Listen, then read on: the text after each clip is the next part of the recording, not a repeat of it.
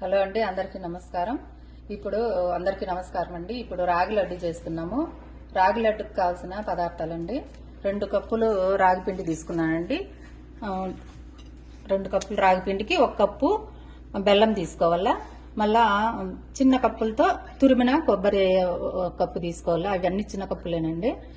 మళ్ళీ వేరుశనగ పప్పు 1 కప్పు, నెయ్యి 1/2 కప్పు, జీడిపప్పు 1/2 కప్పు, ద్రాక్ష 1/4 కప్పు, గుమ్మడి గింజలు 1/4 కప్పు, తురిమిన బాదాం పప్పు 1/4 కప్పు, పాలు 1 గ్లాస్ అండి, 3/4 గ్లాసు.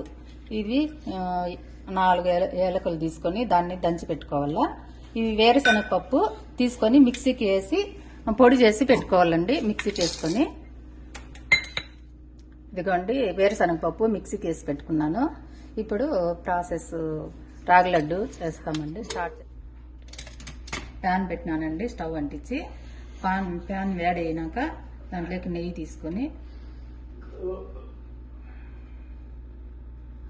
కొద్దిగా వేసుకోవాలండి, ఎందుకంటే మళ్ళీ రాగి పిండి ఎంచుకొని కావాలా.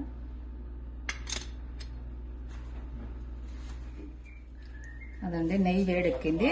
ఇప్పుడు ఇందులోకి జీడిపప్పు, ద్రాక్ష, గుమ్మడి గింజలు, బాదం పప్పు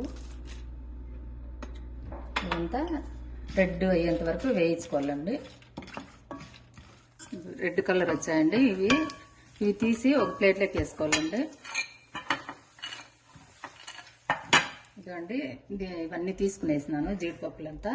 ఇప్పుడు ఇందులోకే మిగిలిన నెయ్యి వేసుకునేసి అందులోకి ఈ 2 కప్పుల రాగి పిండి వేసి బాగా వేయించుకోవాలండి. కొద్దిసేపు బాగా కలబెట్టుకుంటా వేసుకుంటారా వేయించాలా.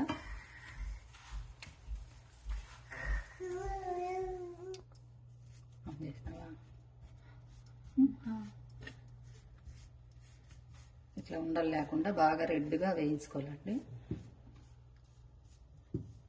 మీడియం ఫ్లేమ్లో పెట్టి వేయించుకోవాలా బాగా. కొద్దిసేపు ఒక 10 నిమిషాలు అట్లా బాగా వేయగల, పచ్చివాసన అంతా పోవాలా.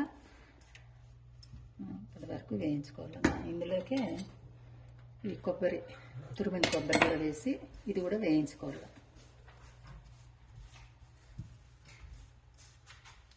ఇదండి, బాగా వేగిపోయింది. ఇందులోకి ఇప్పుడు ఈ కప్పు బెల్లం వేసేయాలండి.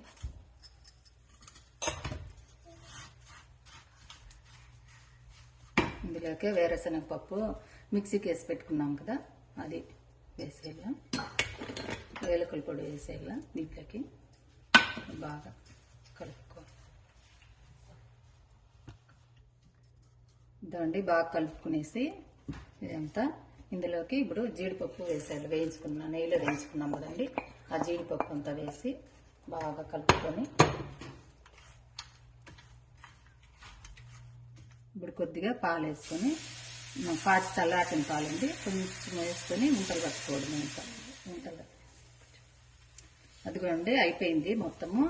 ఈ పాలంతా వేసి కలిపేస్తే ఇది ఇట్లా వచ్చింది. ఇంకా ఉంట చేసుకోవడమే అండి. ఉంటలు చేసుకొని లడ్డూలాగా చేసుకొని దీన్ని సర్వ్ చేసుకోవడమే అండి. ఇది గర్భవతులు, బాలింతలు రోజుకు ఒకటి తింటే కూడా రక్తం బాగా పడుతుందండి. బ్లడ్ బాగా ఇంప్రూవ్ అవుతుంది. గర్భవతులు, బాలింతలు, ఏజీ గర్ల్స్ అందరూ దీన్ని రోజుకు ఒకటి తింటే కూడా మంచి బలం అండి.